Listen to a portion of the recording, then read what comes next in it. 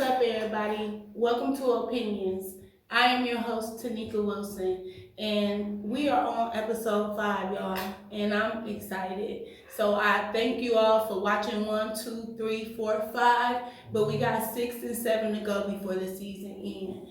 So today we got a really, really good guest, and I want all you guys to help me welcome the husband, father, author, motivator, truck driver, handsome, motivational speaker, Mr. Ronnie Imes.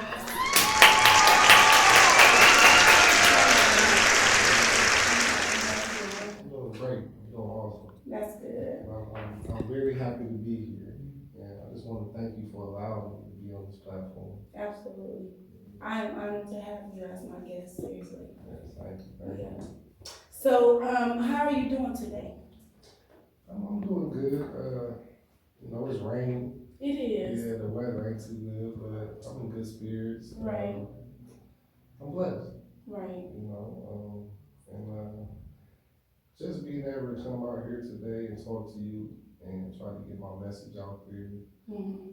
I just feel like it's all perfect timing. Yeah. So I know that feeling, because everything do happen in perfect time. it's like the stars is aligning right now. Right. Yeah. So, you in Lima right now, and you do not live here. No, right now I'm in Little Rock, Arkansas. Mm-hmm. I've been there for probably like 4 months now, so I'm really just getting adjusted. Right. I just come from Norman, Oklahoma. I love Oklahoma, man. You do? Very beautiful place. When I visited, I loved it too. Yeah, it kind of reminded me of Lima, actually, like being home. Southern hospitality. Yes, beautiful Yeah. people down there. They got good food and stuff too. I love it. I feel like that's my second home. Yeah. If they had QBs, you You know, went straight. yeah, you can't line for that. That's it. Yeah, definitely. Before I was in Oklahoma, I was in Florida for a couple of years. Mm-hmm. Before Florida, I was in Arizona for 3 years, and I was in Illinois for 2 years. So I've been traveling a lot. You've been traveling a lot. Yes, and like literally picking up, moving. yes, every couple of years I have to move. Yeah. Military, my wife's in the military, so military life is different, but I've seen a lot of things that I never would have seen, experienced if I didn't get out here on the road and take chances. And just, like for real, I was scared a lot. You're always scared because it's just the unknown. Yeah. So every time I move to a new city, it's not like Lima. When you come here, it's just love. It's home. Yeah, I'm just another guy. It's small. Yeah. So you can get all around this place in 15, 20 minutes. Exactly. So I had to adjust to just living in the city. City life is different, but I love it. I love it, man. But traveling and not knowing nobody. It can be hard. Yeah. But I started noticing a lot of times I would be kind of depressed, kind of like homesick. Mm-hmm. And just being a stranger everywhere I go, I'm just a guy from out of town. Right. So I just started doing things differently. Like Right. I was like, man, today I'm about to talk to every person I see today. Like I don't care if it's Walmart, the grocery, I just compliment every person I see. And before I knew it, I made every place I was at my home. Right. Yeah, they can't wait to see me at Walmart today just to talk, talk just to say, yeah, and, that's good. Yeah, and I started learning, I'm gonna be okay no matter where I'm at. Right. As long as you have a good heart and you got good spirits and you give that to other people wherever you go. They can feel the aura that comes off of you. Most people can feel the aura. Yes, You know what I mean? You recognize good people. Mm-hmm. And you ain't finna just walk up to know anybody who, well, I don't know, you might. But no, I do that. Yeah. I'm complimenting everybody. I don't care what you look like, what background, whatever it is, but I just know you never know what somebody's going through. Mm-hmm. And a lot of people been happy to see me now, no matter what state I am. Right. No matter what state I'm in, they're happy to see me, and those type of experiences just priceless. Right. So we're gonna take it back a little bit, Ronnie. I wanna talk to you, a little bit about your childhood and the upbringing Yes, yes. with Ronnie. Yeah. So, tell me a little bit about your upcoming. So, everybody in Lima knows my dad, Frog, and they don't. Y'all definitely know Frog. Yeah. And I just want to speak on something real quick because when my dad passed away, what is it, the obituary? The obituary just said, it just said he likes to watch Jeopardy, and it was just a very basic, just outline of his life. Yeah. It didn't speak on who he was at all. Right. It just said like he like watching he liked to watch Jeopardy, and he's a father of 5 kids, will do whatever. That was it. Right. And that bothered me so much because my dad was so much more than that. Absolutely. Not just to me, to everybody. Mm-hmm. You know, so I just want to put that out there. Like, man, I love my dad. He did a lot for me in ways that I just never even could see. Right. You know, just by even being his son, I was always protected. Right. And I was always loved. Like even today, people stop me like, you look just like your dad. Yeah, you do. And they just like whatever you want. Yeah. Whatever you need. That feel good though. Exactly. To have the love and respect. Exactly. Because your dad was like that. Yeah, and me and my dad clashed a lot when I was growing up. So why? Because I was just, I don't know, man. I was different, man. I just got to a point where I didn't want nobody to tell me what to do. Mm-hmm. You know, and me and my dad didn't agree on a lot of things. And now that I'm a father, I understand. He didn't have a father. Teach him how to be a father. So I think that means everything. Yeah, and I think his approach was a little too much for me as a kid. So I just got real rebellious. And as a kid, what was one of the happiest times of your life? As a kid? Yeah. The happiest times? The happiest time. Being with my mom. I love being with my mom. I love to hear her sing at church and stuff like that. She can blow. Yes. Miss Mary. Miss Mary can blow, okay? Yeah, it does something to me though. Like to hear her sing, and I feel like she really, when my mom at church, she really bring God in the building. Yeah. Yeah, so those are my happiest moments, is being around my mom, and even coming back today, because I've been gone for like 11 years. Going to church with her is just everything to me. That's what's up. Yeah, so, and the question you had before, my childhood,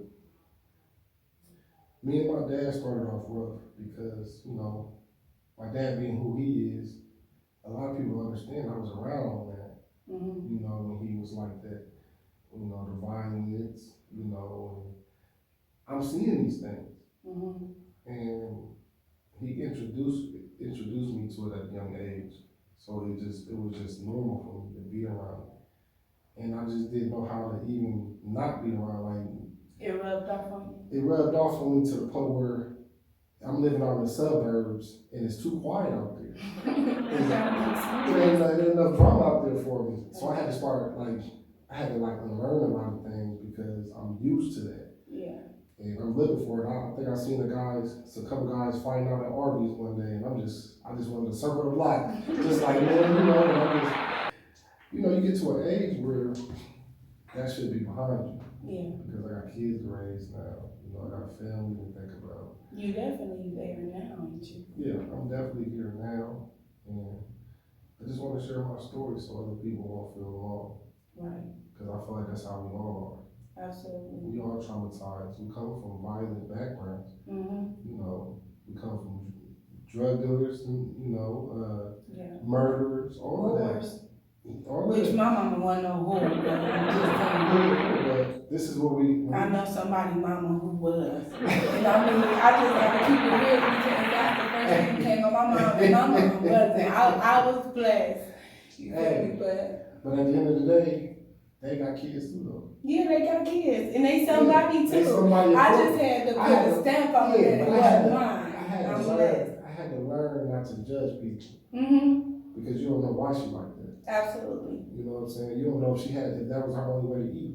Mm-hmm. You don't know that. My friend told me a long time ago, she was like, Pooh, you don't judge nobody. Like, you love everybody. You could actually be in the room with a stranger, a murderer, this or that, and you just like treat them the same. And I think that's the uniqueness of me. I don't judge people because you don't know their story. And I feel like everybody got one. Yeah.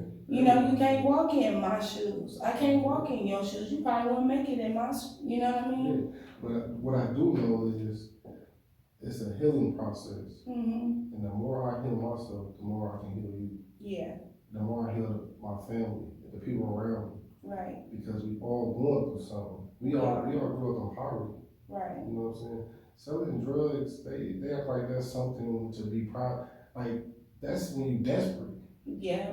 When you risking it all, that's desperation. That's desperation, ain't Yeah, so we all desperate around here trying to make anything happen. it? Mm-hmm. And before you know it, people living like that's normal. It's not normal to sell drugs every day Right. and risking your life every day. Looking over your shoulder. Yeah, and then when you leave your kids and stuff, now your kids gotta be in jail with you. For a big amount of time because they hanging us. Exactly. Yeah. Like your kids, your girl, your mom, your brothers and sisters. When you do your time, your whole family do time with you. Mm-hmm.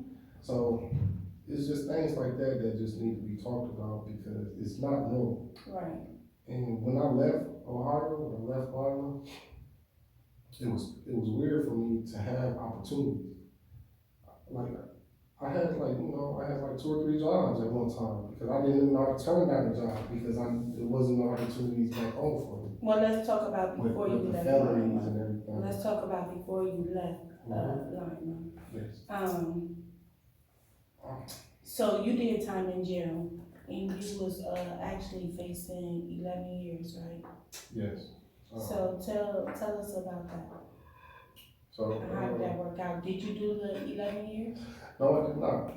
And I feel like that would have been very important for Lima to broadcast my situation Mm-hmm. because when they gave me my indictment, I was doing so good in life that they decided not to lock me up.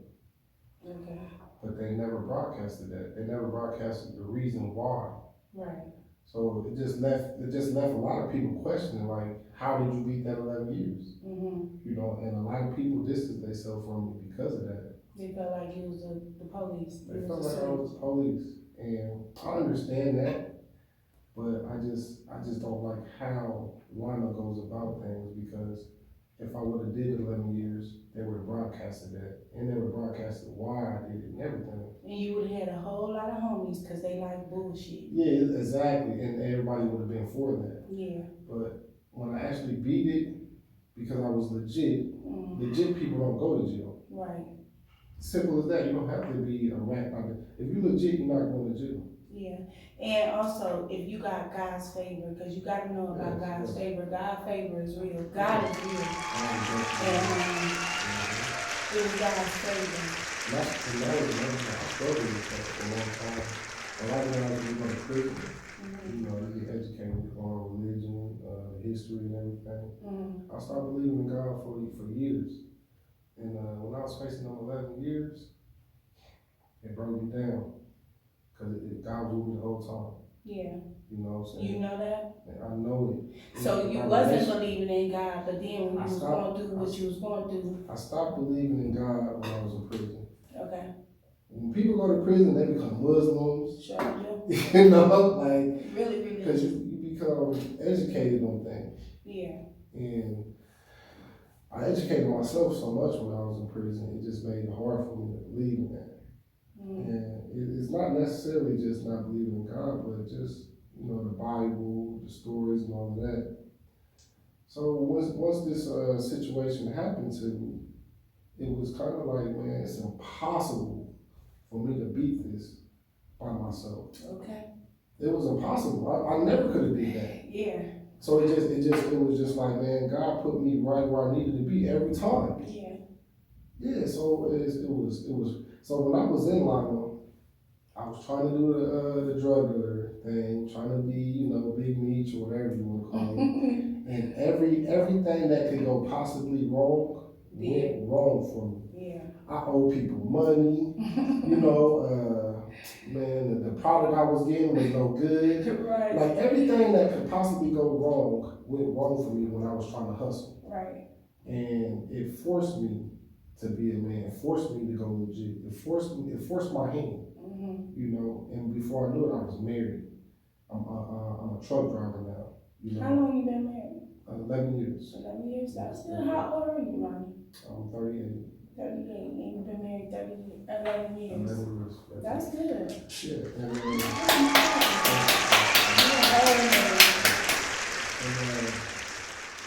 it just forced my hand in a lot of ways where, you think you want something, but you never really think about what you need in life. And before I knew it, I just was having everything I needed. I was never getting what I wanted, but I was having everything I needed. And it just opened my eyes, like, man, you don't really want none of that stuff. We just grew up thinking we wanted it. Right. You turn the TV on and stuff, you see all the fast women and stuff, Right. You see the guys with the cars, the money and all of that stuff. That stuff just not real to me. Right. I don't think it's real to nobody. It ain't.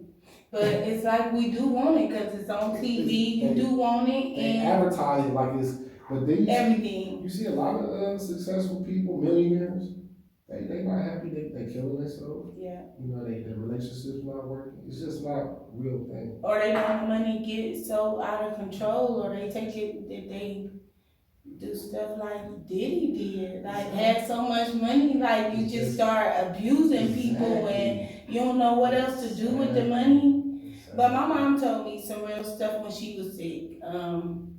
We live our life and we be just thriving off money, and money is really the root of all evil anyways. But when you sick and stuff, that money don't even mean nothing. It be your health. The money not real. Yeah, it be your health. You can have all the money, and if you laying there and you can't do nothing and you can't move and your health is not intact, that money can't do nothing for The you. money ain't real. Yeah. The love is real. The love is real. Loyalty is real. The commitments is real. Mm-hmm. The money not real. Right.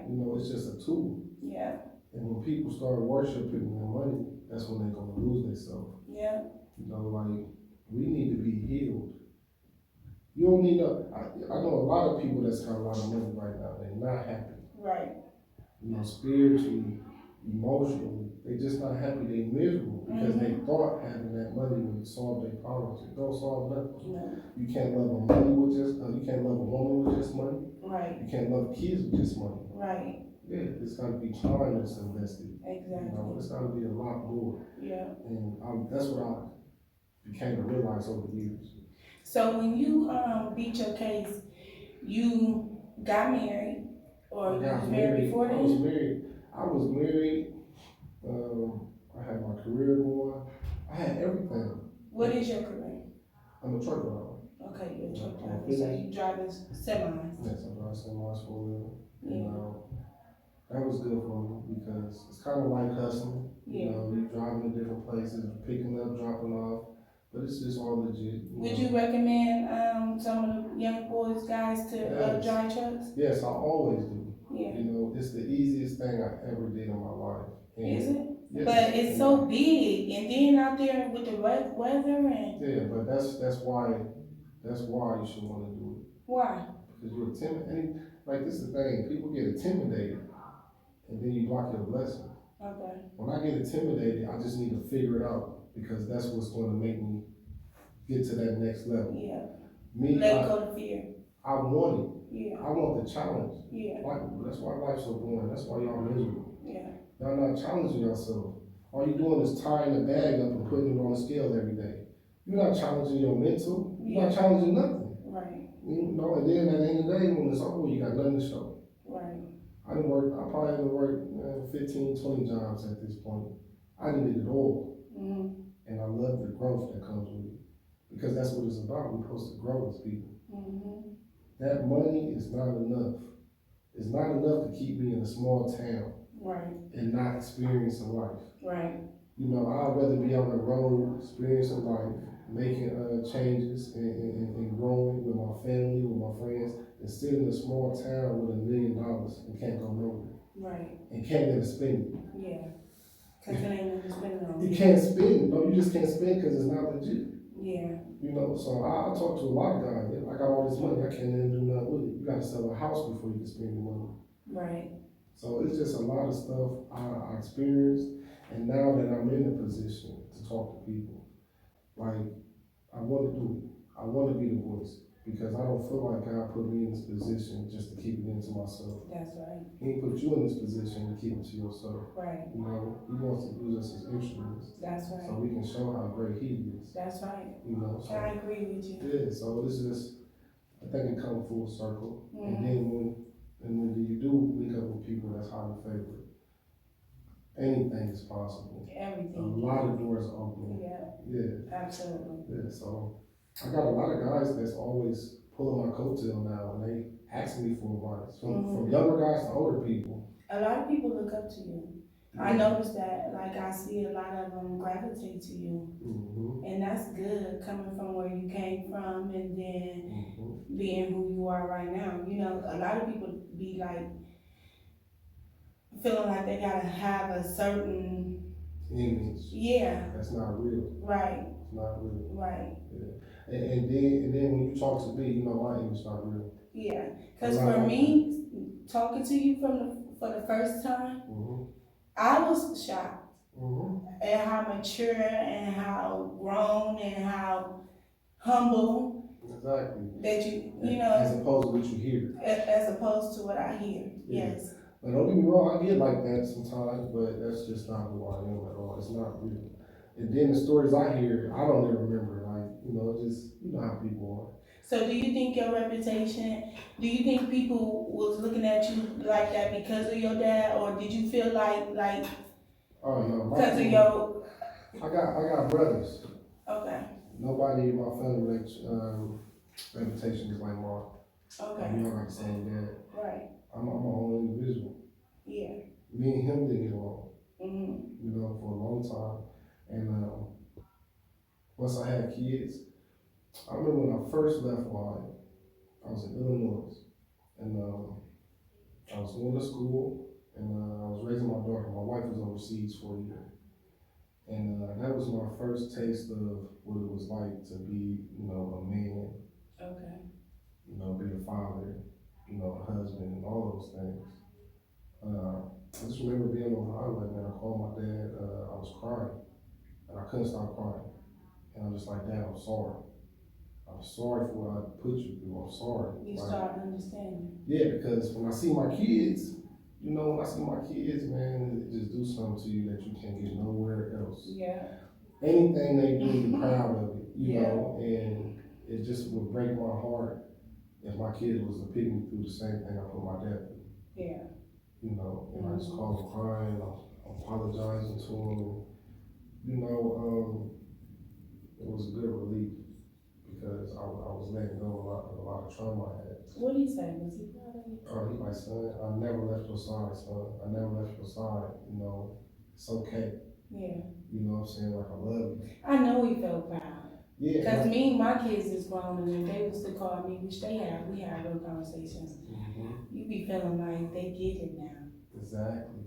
And then people in my family don't know, like, you know, my father made me power of attorney. Mm-hmm, He left everything with me. mm-hmm, And I wasn't trying to do that. You know, I would call my dad because, you know, the state that he was in, he had multiple sclerosis. okay. You know, he went from walking with a cane to being in a wheelchair. So To multiple be invested. sclerosis is, It's a nerve, it's a disease that affects your nerves. okay, To where you lose your ability to walk, Right. stand, you know. bones and everything lock up. Yeah, so that was very devastating for me. And once I realized where my trauma really was coming from, it helped me out a lot too, because I was very angry Mm-hmm. and I was just taking it out on everybody. So you know, when I come around, I'm apologizing to a lot of people, you know, just because I realized, like, man, I was wrong. So, Ronnie, I'm gonna ask you, where did your trauma come from? Um, my trauma came from my parents. Um, as a kid, I was very quiet. I was very, like, people don't know that about me. I was very shy Mm-hmm. as a kid. Like, even my first girlfriend, when I never even talked to her, like, we was just going together. That's how shy I was. Yeah. And, but my parents, I feel like even us as parents, we put our kids through things not knowing. You know what I'm saying? Like, we think we just going through something and the kids is good. But nah, everything you going through, your kids going through. That's real. Yeah, so everything my mom and dad went through as a kid, I was there experiencing it with them. Right. And I just want to say for the record, I love my dad. Mm-hmm. He always been like my own personal superhero. I always looked up to my father. Yeah. So anything I say is not to discredit him. He was a great father, and a great man. But, as a kid, I seen a lot of things. My dad, he introduced me to guns. So it was always normal for me to be around guns. Mm-hmm. As a kid, he put a gun in my hand before. And him and my mom fought a lot. Uh, my mom tried to leave him when he was younger because of the infidelity. And my dad shot himself. I seen it. I seen him shoot himself. With a gun. With a gun. Couldn't take your mom leaving. Yeah, but as a man, as a kid, it's like, you're teaching me these things. Yeah. Like it's all or nothing. You know what I'm saying? You're teaching me how to be. Right. And, once I became an adult, it was just like, man, I took a lot of his ways and he didn't even like it. So would your dad find your mom? Mm-hmm. Did you ever jump in? No, my dad's still who he is. But no, I never disrespected my dad in that type of way. I jumped in one time. Yeah, I never seen my dad put his hands on my mom. But you would just see the aftermath. No, I just seen him ram his car into my mom's car. Oh, okay. Like I seen the craziness. Right. But my dad wouldn't do that to me. Okay. Like he always like respected me in that way. I ain't never seen him put his hands on my mom. Okay. So I know he did it, but I just never was around for it. Okay. But regardless, it was a very toxic relationship they had. Mm-hmm.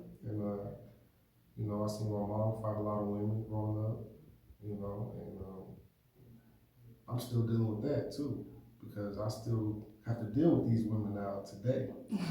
the women They she used to beat fight up. my mom. Yeah. I ain't gonna say who won or nothing like that because I'm not here to disrespect anybody. Absolutely. And I got into it the other day with a lady, and I still been apologizing to her. I don't know if she gonna forgive me or not. Mm-hmm. But I didn't realize the trauma that I had from it. Because when I was a kid, I always wanted to protect my mom from them. Absolutely. And I couldn't. I was helpless. So now as an adult, I feel like I can. And I didn't know that. I didn't know that's how I was feeling until I got into it with one of them.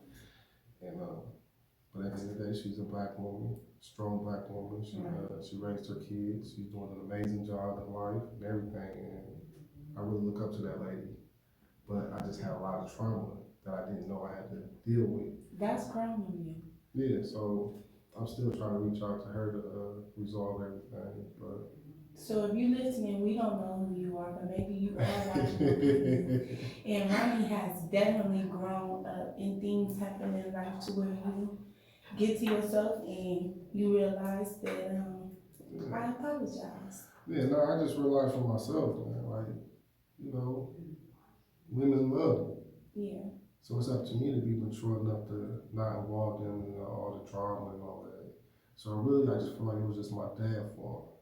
You know what I'm saying? So with your girlfriends, because with your first girlfriend, y'all didn't even talk because you was just shy and stuff. Yeah. So with your relationships, were you abusive in your relationships at first, or did you know how to like them, or like with you seeing that, did it rub off on you, or were you just always a lovable guy? I say it like this.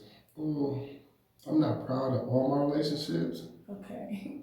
but I've been the victim of abuse in my relationship. Yeah, because women can abuse men. Not yeah, and just to say that, you know, because I know somebody gonna see this and feel some type of like, I done had a black eye and everything. Like, Really? yeah, but my thing is, you know, my mom raised me. Okay. And if you know who my mom is, Absolutely. she ain't going for that. Right. And she'd never be proud of me, you know, to indulge in that type of behavior. Mm-hmm. And I got daughters, you know, so Beautiful daughters. yeah, I wouldn't want that for them. But now, even the females, you can talk to a couple females, they tell me like, people always talking about how afraid they is of you. I ain't afraid of your ass. And they have no reason. They like, you ain't never put your hands on me. They put their hands on me before I put my hands. I don't be on that. You know? Okay. Nah, that's just not my thing. And just even when they say that to me, I just feel like, yeah, they be. I'm really a lover. Okay. Like, you know, I believe in true love. I listen to R&B all day. I sing all day. I sing in the shower. I sing in the car. I sing all day long, and I just be sitting here laughing like, why is they afraid of me? Right. Like it's not real. But you used to box, or do you still box? I never boxed. You never boxed? No, I wish I would have. Okay. Because I do feel like I do have a talent that I wasted just running around the line defending myself. You know, and when I talk to guys, they always tell me like, you know, if you in a situation and you is fighting somebody, we know somebody did something to you. Yeah. Because you're not like that. That's right. So, see, that makes the difference when you're in defense and not just starting stuff. Yeah. You know, the stuff I did, they would never let me get away with it if I was in the wrong. Yeah. You know? So, and it feel good to hear that because I'm really not like that. Like a lot of people that I did get into it with back in the day, I see them apologizing to them or hugging them because it was never about that.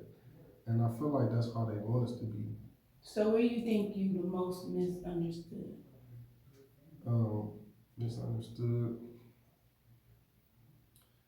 I feel like I'm the most misunderstood when I come around. Like even now, I keep talking about the fight.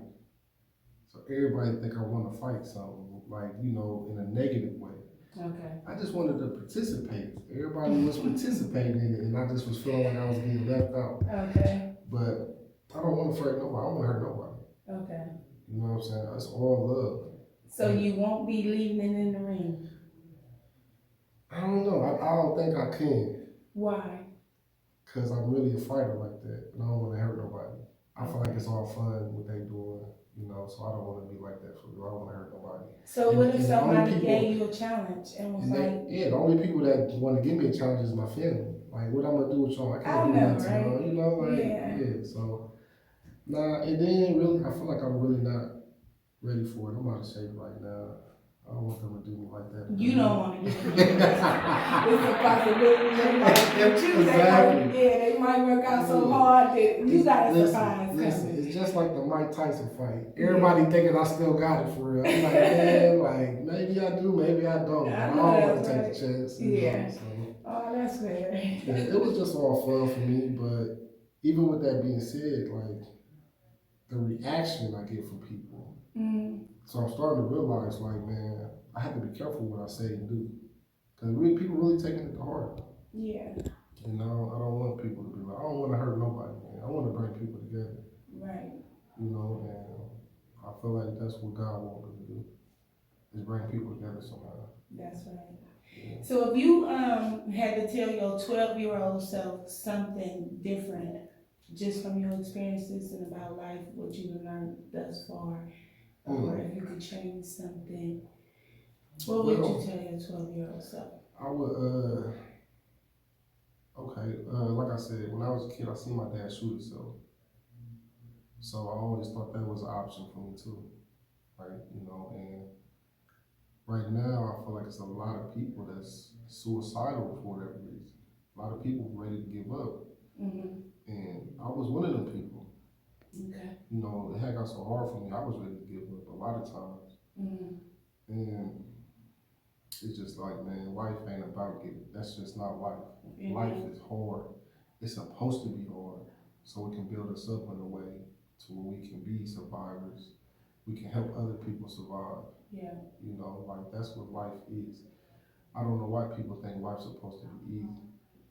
Like even with me, like I said, I don't want nothing easy no more. Selling drugs is too easy for me. I don't want it. You know, I want to go work hard.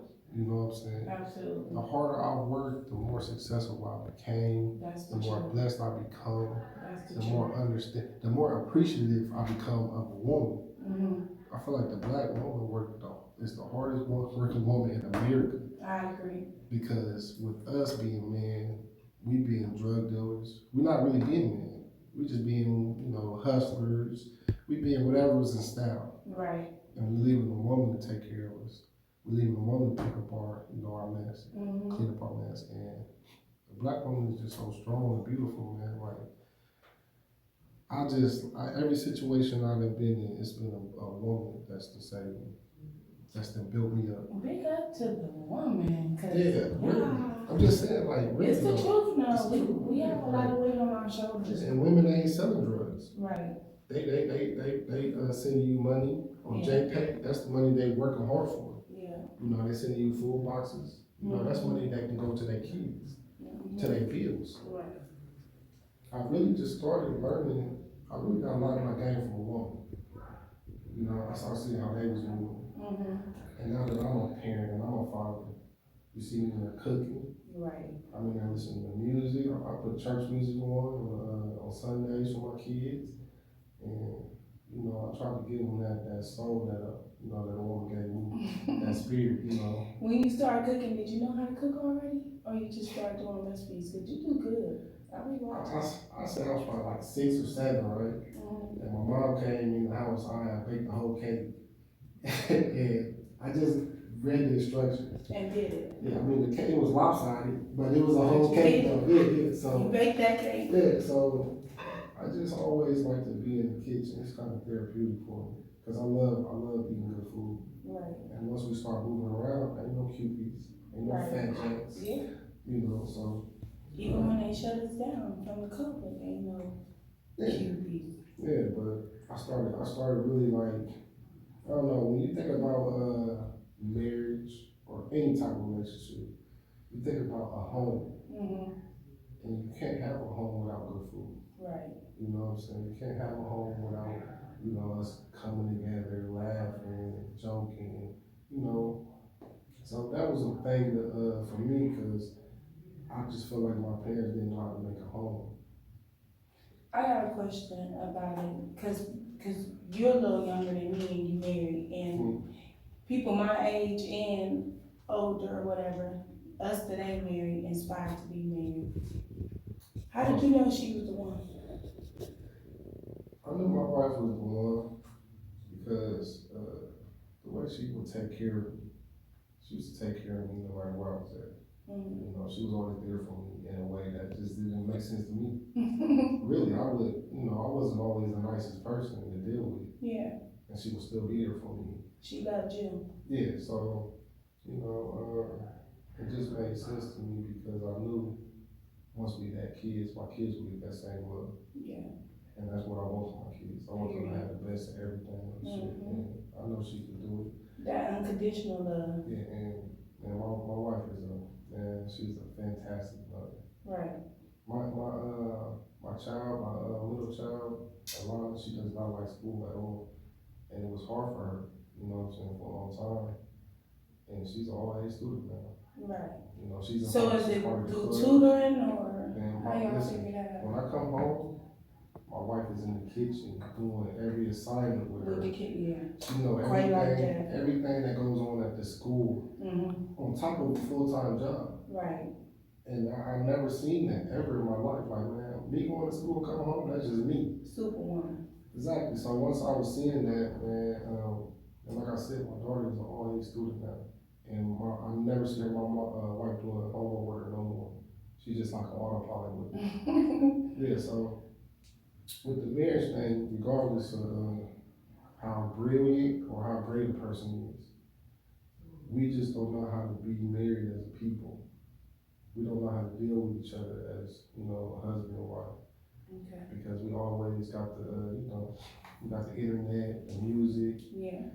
It's all about being a player. Yeah. You know, it's all about playing the guy for his money. Yeah.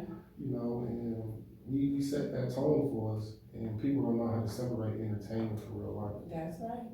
So, me learning how to be a husband, it was rough. It was rough at first, but then I just started to like understand, like, man, we ain't healed.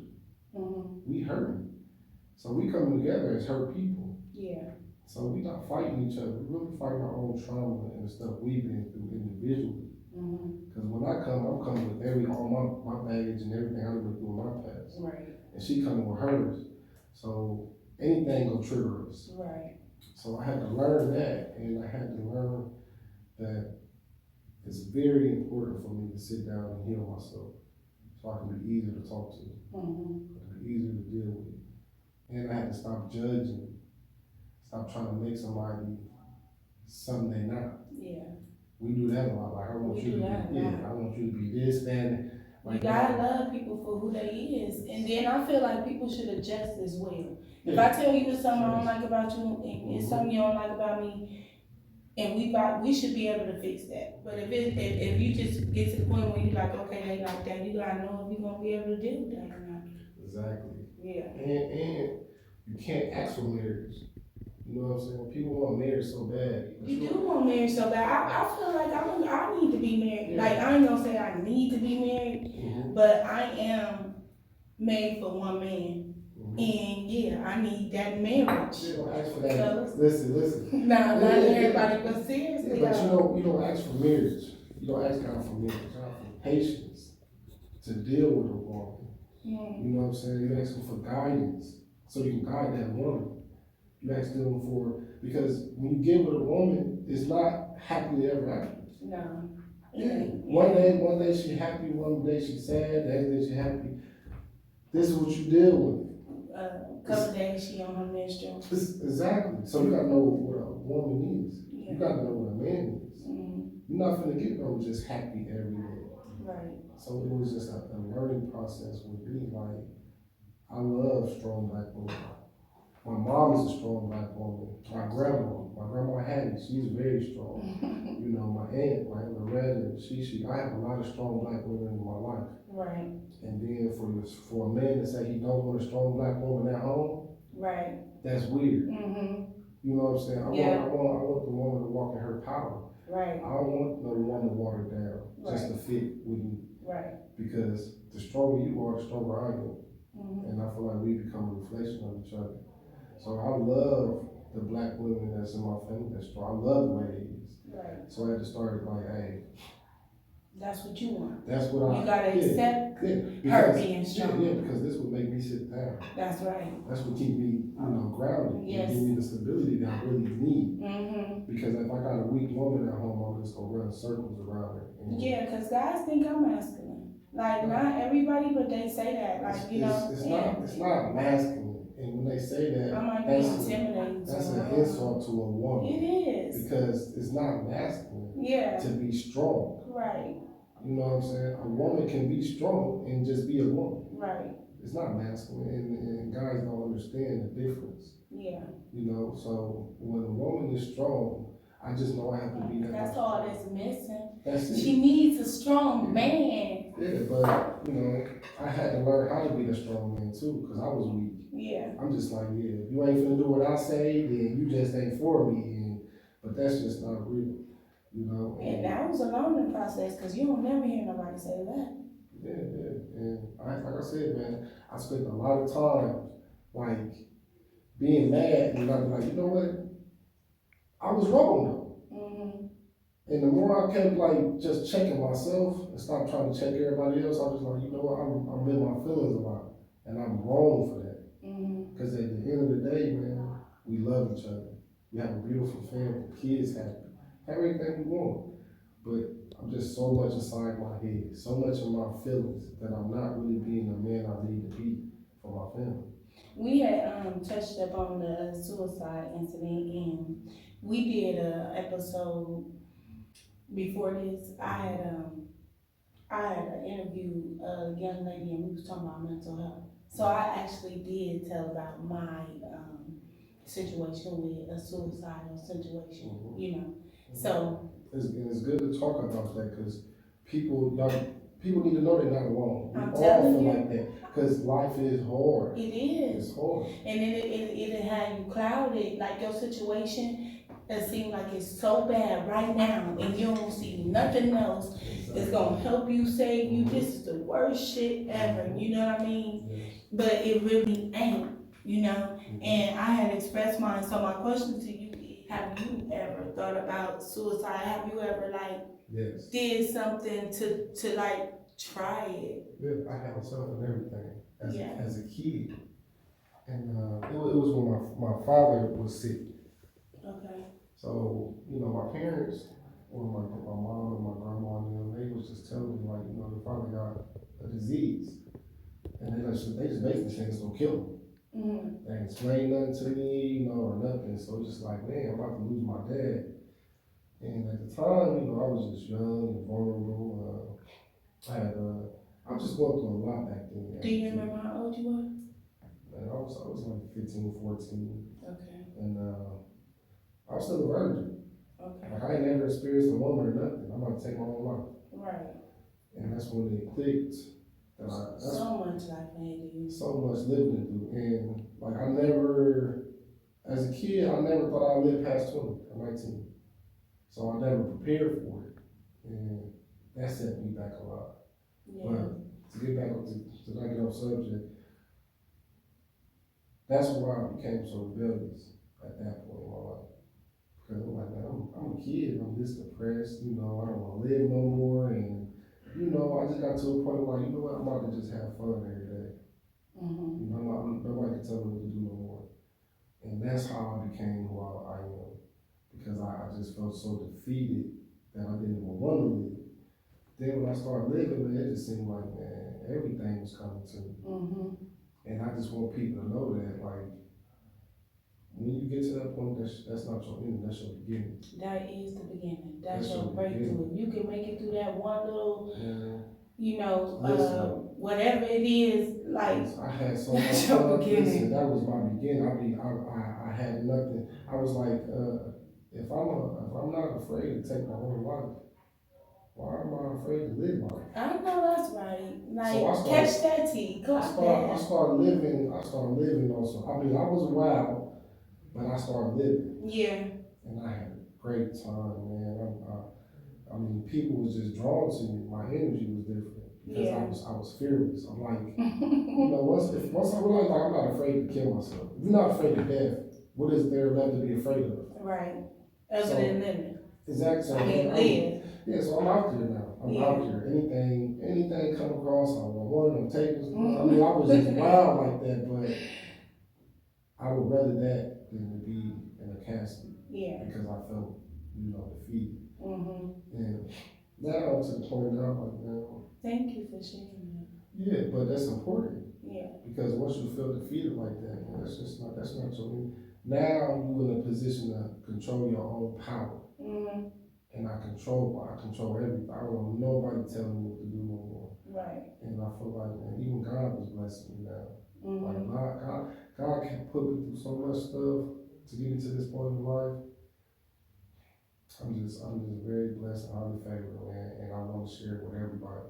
I don't want no beautiful person, no beautiful black woman killing themselves, you know what I'm saying? Absolutely. No handsome young black man killing themselves. That's right. When you get to that point in your life, that's your beginning. That's your beginning. That's where you're supposed to take off at, because now you're fearless. Yeah. That job you was afraid of, go get it. Mm-hmm. That girl you was afraid to talk to, go talk to her. Period. You know what I'm saying? Whatever it is you was afraid, go do it now because you fearless. That's right. Don't never end. Don't never take yourself out. It's your beginning. It's your Trust beginning. Me. Yes, yes. I agree. Mm-hmm. I agree with that, Ronnie. Yes, yes. Mm-hmm. So, Ronnie, my next question, I want to talk a little bit about relationships. Yeah. I want to talk about relationships with the significant other, and I want to talk about relationships just with people in general. Yes, yes.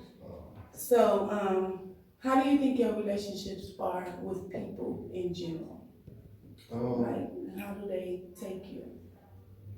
I feel like I have some good relationships with my family and my friends. Um, and I feel like we clash a lot, but I definitely feel like it's necessary because we all grew up, with we all grew up in violent and how do you say, just environments where people didn't really know how to have relationships. Really. Like we watch our family members not get along. You know what I'm saying? So I'm y'all sure. talk at each other and not to each other. I'm pretty sure we all can agree that we got that one family member that talk about everybody in the family. Yeah, sure do. You know, and it's hard for people. Definitely, if that was your mom. Yeah. That talk about everybody in the family. Okay. So exactly. now you in a position where you gossip and you just don't even know why you like that, but you just seen your mom doing it. Yeah. So I had to I just had to be more understanding why a lot of my family members are the way they are, and I had to even myself. I'm not saying I'm perfect. I talk about everybody too, because my family do it. So I had to unlearn that. Like that's not healthy for us. There's no reason why you telling me all your business, and I'm sitting 5 minutes later, I'm calling somebody else in the To family tell them telling about them. it. Exactly. So that's just Messy.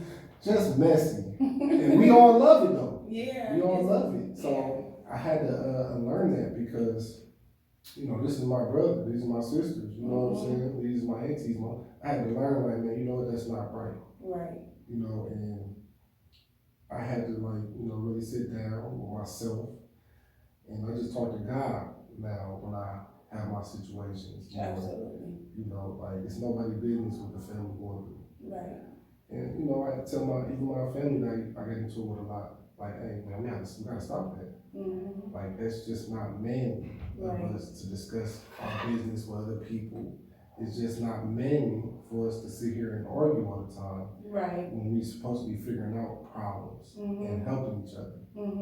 So yeah, it's just a lot of growth for me as a man, and I'm able to now just sit my own people down like, hey, that I was wrong, you was wrong. Moving forward, we got kids now. We need to figure out how we can make sure they don't go through the same things we went through. Because communication is key. You gotta be able to communicate. Communication is key. Like we all, like, man, you're the missing piece to the puzzle. But you won't fit in there because we just keep talking about it, we keep bashing each other. Right. Because we seen our own family doing it. Yeah. So it's a lot of things that we have to unlearn, and reprogram ourselves moving forward. Because I have to work with you, and you have to work with me to be successful. Right. But it seemed like we just gonna go work for somebody else. Yeah. When we can have our own things going on. Absolutely. And another thing with guys, I feel like a lot of men in the neighborhood, they get intimidated by the young guys. Okay. So instead of helping the young guy, he want to compete. I agree. And I dealt with that a lot too growing up. I had a lot of people trying to compete with me when they should have been giving me guidance. That's right. And helping me out. That's right. And a lot of guys can't unsee it. Like if you was say for instance, if you was my little brother, now I gotta treat you like a little brother forever, but you a grown man. Right. So I'm overstepping when I'm treating you anything less than what you really is. That's right. And I learned that the hard way. Well, I ain't gonna say I learned it the hard way, but I just had my own experiences. So when I deal with young guys, I'm always trying to help them out. That was going to be my next question. I'm always trying to big them up. I got a young guy that I deal with right now. His name is Dante. He's into real estate, and man, I just want to see him win so bad. Right. And like it's kind of we pour into each other. And he goes through a lot of that where older guys are intimidated by him. Yeah. What he's got going on. And I can sit him down and explain to him, like, man, that's just how it is around here because. And it's crazy, it's sad that it's like that instead of like educating the younger guys, or even this interview, I honestly feel like this interview gonna help somebody. You done gave some gems out just from where you came from, what you overcame. They gonna be surprised to see some of the stuff that you have said, but you don't have to be a certain way where people just feel like you gotta be. It's really some real you. Yeah, no, like I feel like, man, the way we win is by coming together. That's the only way we win. Yeah. You know, as long as we divided and we mad at each other and we, you know, everybody got their own motives and hidden agendas, it's just never gonna work. Mm-hmm. And so far we've seen what being divided gets us. And we gotta pick up our young people. Exactly, because no matter what, man, you got kids, I got kids. If we don't correct this now, they gotta be the ones to try to correct it. Yeah. It's gotta be corrected somehow. Absolutely. You know, I can't do it by myself. I can talk to my turn blue, but I need you to come help me. I need him to come help me. That's right. We need to come together. That's right. That's when it makes sense. Right. It's never gonna work out until we come together. That's right. So that's coming together right now. I feel like that's starting point. Yeah, it is. You It's know. a conversation for y'all to pick up on. It's definitely something from y'all to learn something from. Cause I know me and this man both then whoop some asses. I'm just telling you like this. We whoop some asses around here, okay? Man and woman, and anytime I done got my ass whooped, it made me a better person. yeah, I You ain't take no L. I done take a couple L's. It made me a better person. You know, I never fought nobody to destroy me. Mm-hmm. You know, I just wanted to defend myself or whatever it was. I be so upset with myself right now about who I was Yeah. back then, but it has grew me, you know what I mean? I'm definitely not her today. And my experiences, that's why when I be like, nah, y'all better than that, we bigger than that, let's not do that. I ain't just saying it to sound right, I'm saying it because that is not what's up. Mm-hmm. That is not what's up. We don't need to be fighting on each other and stuff. There's so much more to life. So a lot of people do know me or be like, ooh, no, that's not her. That's who I used to be. I'm Tanika Wilson. Listen, I don't believe that. When you was talking to me, I didn't even believe it. You know, because I just don't get that from you. Yeah. But I just know how you have to be. Yeah. You have to be a certain way to survive in these areas. Mm-hmm. You know, and that's just what I did. I just survived. That's right. Yeah, I wasn't trying to like, man, listen. Bully. My kids, they don't know nothing about that. Right. You know, they just dad make pancakes. Yeah. You know, like dad, you know, he gonna play in that, but it's like I'm not like that at all. But I just knew it was necessary back then for me to make it out.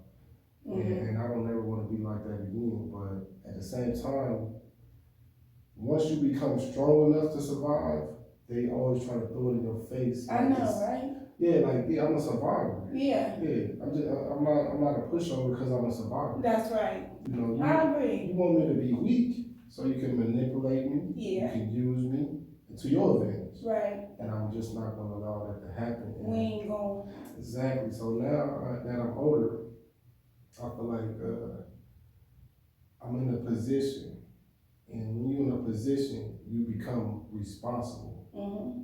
You know, and I feel like I'm responsible for these guys so they can know. Right. Like it's never that serious. Mm-hmm. You know what I'm saying? You my brother. You know what I'm saying? Like we need to work together. We need to figure these things out. Because if we don't, we just leaving it for somebody else that ain't even like us. Right. Somebody that just went to school for it. Mm-hmm. You know, like some people that ain't never experienced what we went through, telling us what we need to do and how we need to fix ourselves. Absolutely. And I like to speak about what I have going on. Because I created something before that. You know, I want to help people break generational curses. You know, I want to help people give their kids the future that they want to have. Okay. You know, whether it's single mothers out there or just guys out there, you know, women that's in a relationship. It's a lot of stuff we not installing in our kids. Mm-hmm. And then when the kids grow up and they're not doing, you know, that like they're supposed to, or, you know, living a life we always feeling like, what did we fail at? Right. But it's a thing where you can't want something for your kids that you don't want for yourself. You know what I'm saying? You can't be like, don't smoke cigarettes, but they see you smoking cigarettes every day. Right. You know, you have to want it for yourself so you can show the kids how it's done. I agree.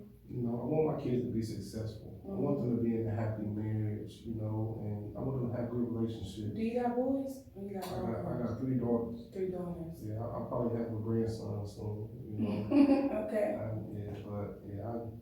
produce girls. Mm-hmm.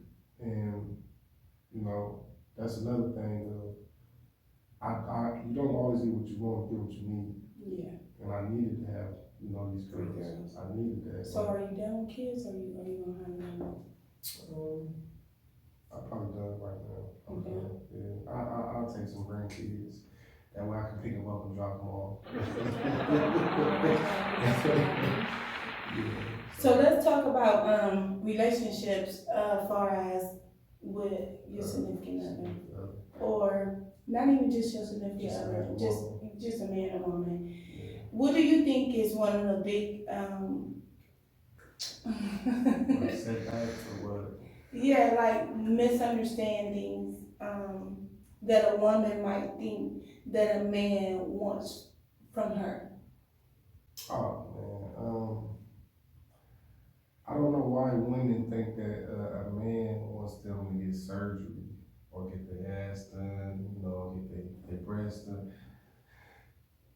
That we so far from it that it just confuses me. Like, some women are perfect the way they is. So a girl who walks in the club with a big old booty and a Yeah. girl that's mediocre, Mm-hmm. who gonna get your attention? You know, I'm gonna look at the booty. Hey, but nah, that's just because. That's you know, just because. as men, you know, we attracted to what we attracted to, but that's not something that keeps a man. Okay. You know what I'm saying? You can't be in the house with an ass like that. You ain't made me nothing to eat today. I've been at work, my feet hurt. I come home, you want to argue. You watching bad girl clubs and shit. Now you want to bring the drama in my house. Like, it's just not enough. Mm-hmm. So yeah, that might get somebody attention, but it don't hold your attention. Okay. Yeah, so me, I know what a home is, and I know what I want in my home. Right. Yeah, so you know, I want a woman that's on the same, you know, on the same page as me as far as, you know, finances go. As far as you know, how we keep our house kept. As far as what we want for our kids. Right. And just when you dealing with a person, man, you dealing with spiritually, you dealing with them, You are. emotionally, mentally, you know. So Right. it's more to it than the physical. Right. That you know, sex get old after a while. Mm-hmm. You know, I can only do so much wham bam until you just like, it's the same old wham bam. You know, so you gotta be able to sit down and talk to somebody, and we gotta be able to grow on every level. So if a girl is broke and you got you the money maker, you solely got more money than her, how would that be a deal breaker for you, or would you just be like, come on, baby, we need to try to get your money up, get your weight up? Yeah, I mean, naturally as men, we are providers, and we want to take care of a woman. And a lot of men will dumb it down. They want a woman to dumb themselves down so they can feel in charge. Anyway. Exactly. So Okay, a lot of men want a broken woman so they can boss them around and feel like, you know. Yeah. So I feel like. And I think that's probably the motivation for women to not be anymore. I don't think they want to be grand. No, and they want to have their own money. Me, I feel like that's the opposite of what a man should want. Because the woman is your kid's first teacher. Right. If you got a weak woman at home, you have some weak kids. Right. You know, and that's just not what a man really wants in the long run. You know, they want a woman that's going to submit. You know, but don't get a watered down version of a real woman just so you can feel comfortable as a man. So how do you feel about the man not having no money and the woman having money and the man being broke? It's been a lot of times I've been that man, or I wasn't having a lot of money. You know, me being a felon, it'd be harder for me to get jobs sometimes. And regardless, I'm needed. My presence is needed. Because at the end of the day, as a man and a woman, y'all balance each other out. situation, my wife, she more savvy with computers. Okay. You know, she more savvy with the business. Okay. You know, me, I'm more home, you know, with the kids, cooking and all that. And that ain't even a normal thing, like as far as society though. They feel like society got standards to where the man supposed to be this, the woman supposed to be that. Like it don't work like that. Right. However we fit together and it works, Mhm. that's how it's supposed to be. That's right, because teamwork make the dream work, whatever that looks like for. Whatever it looks like to where you guys will get ahead together, then that's what it should be. You know, it's just like a basketball team. You know, you got the point guard, you got the center. Everybody got to play their position for it to work. Right. You can't have the point guard trying to be the center. Right. It just don't work like that. Right. So when it comes to relationships, I think a lot of people are just confused on how things are supposed to be when you have to live in your reality. And my reality is sometimes I don't have money. Sometimes I do. Sometimes she don't. You know what I'm saying? Sometimes everything is an up and down thing, and that's where the love comes in. I think that breaks up a lot of relationships too. I think that'd be a major part in relationships, finances. Yeah, and you know what? We all come from struggle love. We ain't never had money, but somehow that works. We don't come from money. That's what would be wild to me now that everybody's so much about money, and we ain't never had money. Right. But we was always the best at everything. We was always the ones that everybody wanted to be like and imitate. But we ain't never had money. But like a guy, like he can give you that good loving, that good thing, look good, everything, and just broke. Yeah. And it's like, dang, you so qualified, you just broke. Yeah. So. And you know what? And me being a man, I know how important it is for me to have money. You gotta have money. And I know how important it is for me to make money. Cause they try to act like we gold diggers, but it's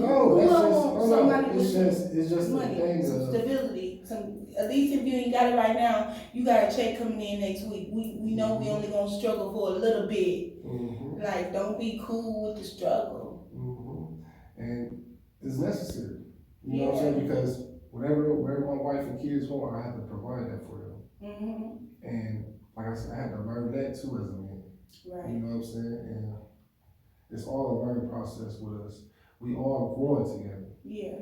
Once the growth isn't there, that's when you lose interest. Right. People think it's about the way he broke it. No, it's just he ain't growing. He's not willing to grow. Right. That's where y'all lose interest at. Yeah. Because you can see a guy with all the potential in the world, but if he's not actually reaching his goals, trying to be the man he's supposed to be, that's what turns you guys off. Yeah. And it's the same thing with a man. When you with a woman and she's not trying to be the woman in your life, she's not trying to be the one to hold you down and stuff, that's when you lose interest. Right. So I don't think it's just a money thing. The money ain't real. It's just not real. It's the stability that's real. Okay. So when you growing with me, you want to be like, oh, in the future, I can see myself with this man. That's right. I can see this man being the provider that I need, the protector that I need. Even if he ain't got it right now. Even if he ain't got it, I can see that's what he's going towards. And that's what life is. Life ain't nothing that's fixed. Ain't nothing in this world fixed and perfect. Everything in life is getting built toward. We building towards everything. Absolutely. Yeah, so that's what life is, man. It wouldn't work if everything was just set up for us.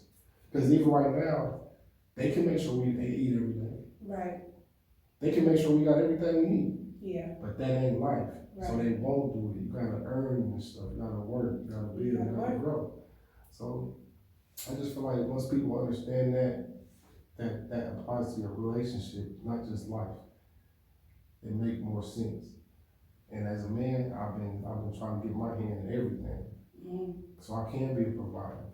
You know, and I can be a lover, and I can be a father, you know, and my mom calls me for advice. Right. My brothers call me for advice.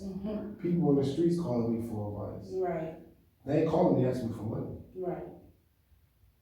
But I'm very necessary. That's good. That's growth. You got something to talk about. You got something to tell them. Yeah, but it ain't about the money. That's what people don't understand. They think everything is about the money. It is not. Right. The money gonna gonna come and we need it to be for we have that stability. Mm-hmm. But it ain't about the money, man. It's a lot of people got more money than me. They can't tell me nothing. So, Ronnie, before I let you go, I know you've been writing on a book, because I said that you was an author. Can you Yes. tell us about your book? Did you working on? I'm working on a lot of books. Okay. You know, what I want to do, I want to be able to talk to people. I want to be a life coach. Okay. You know, I want to teach people how to live. Definitely people that's coming from the same circumstances I came from. Mm-hmm. A lot of people feel hopeless. Mm-hmm. They feel like they're going nowhere in life. Right. And they feel like they're stuck. Mm-hmm. But it ain't no bars around them. Right. It's just all in their head. Right.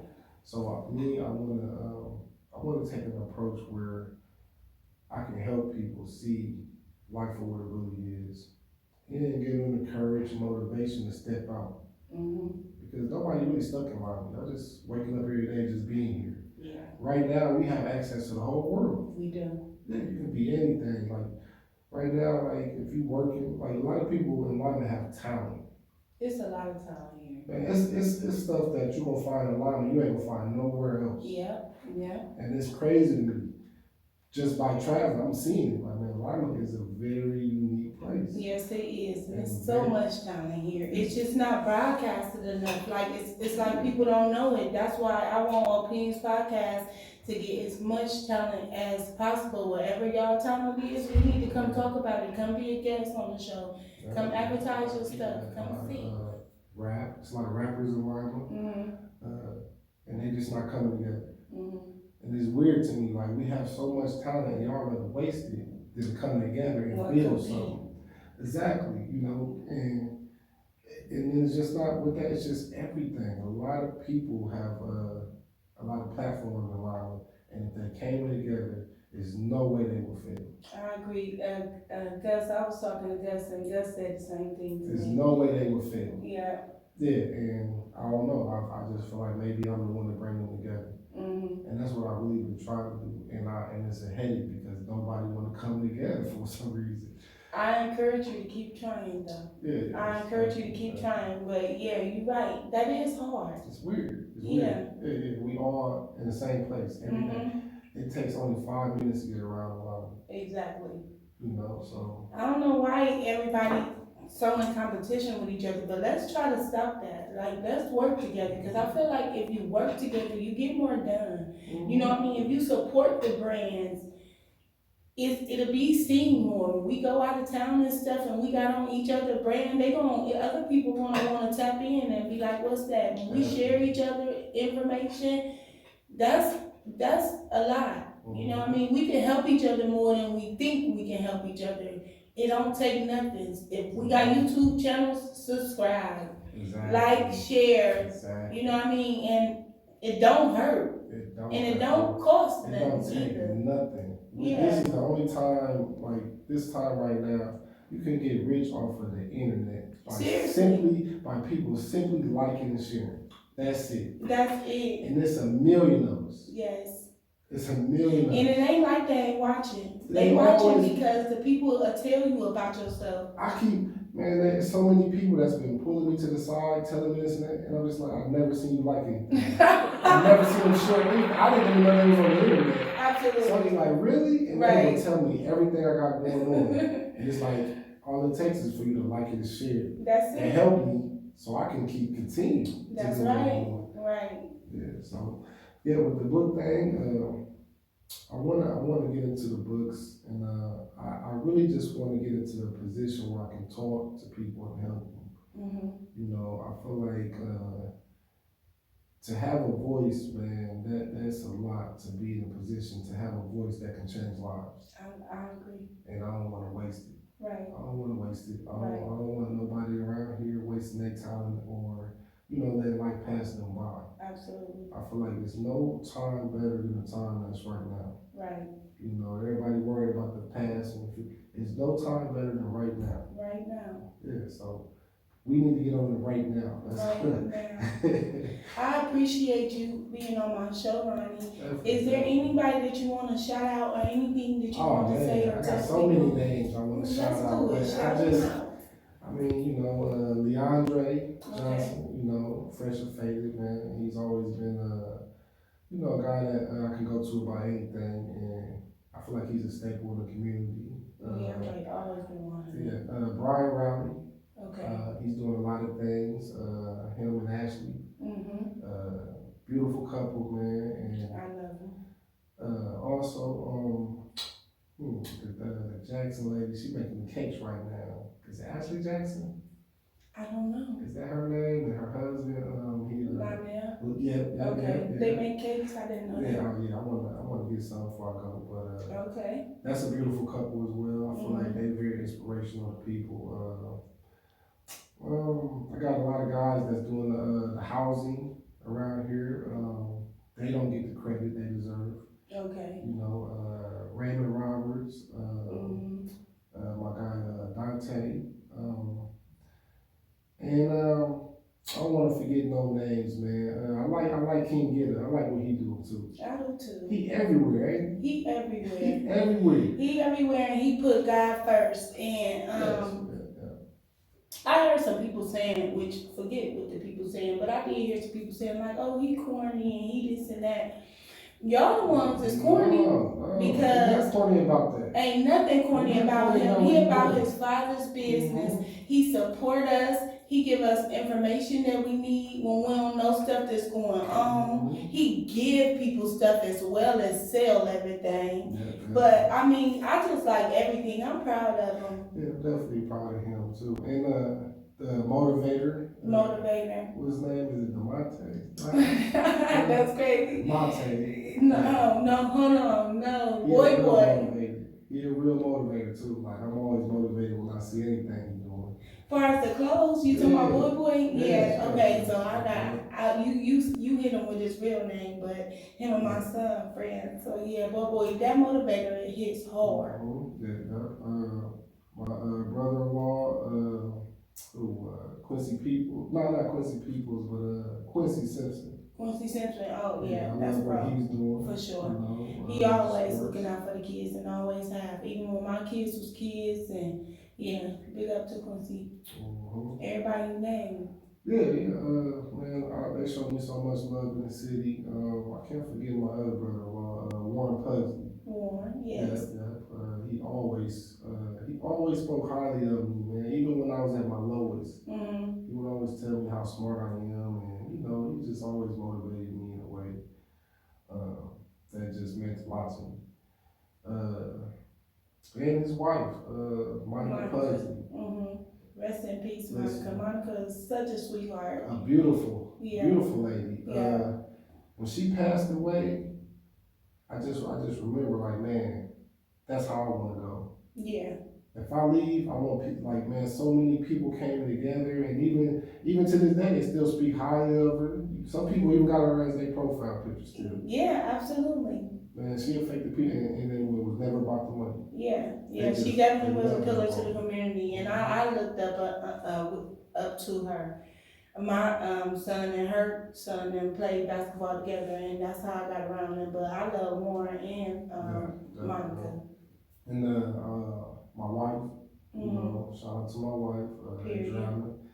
Without her, I would never be in the position that I am today. You know, she was hard on me when she needed to be, and as a result, I'm here today. And that's what we need too. And my beautiful babies, Alana Irons, Amina Irons, and Ashaya Irons. You know, you already know how that is. Man. I ain't gotta say too much, man. They're my babies. Right.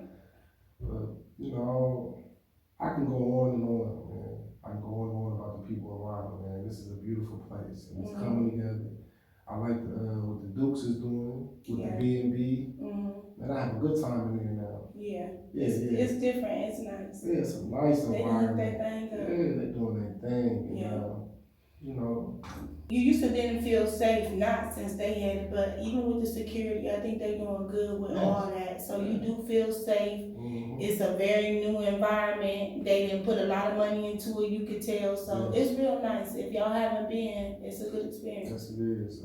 Jasmine Dukes, Anton Dukes, and you know, all of them, man, they some very good people. Yeah. You know, they're doing a lot for the community. And I hate to see a fight break out there now. Mm-hmm. Cause I just feel like, come on, y'all. Y'all out of place. Like, come on. Don't.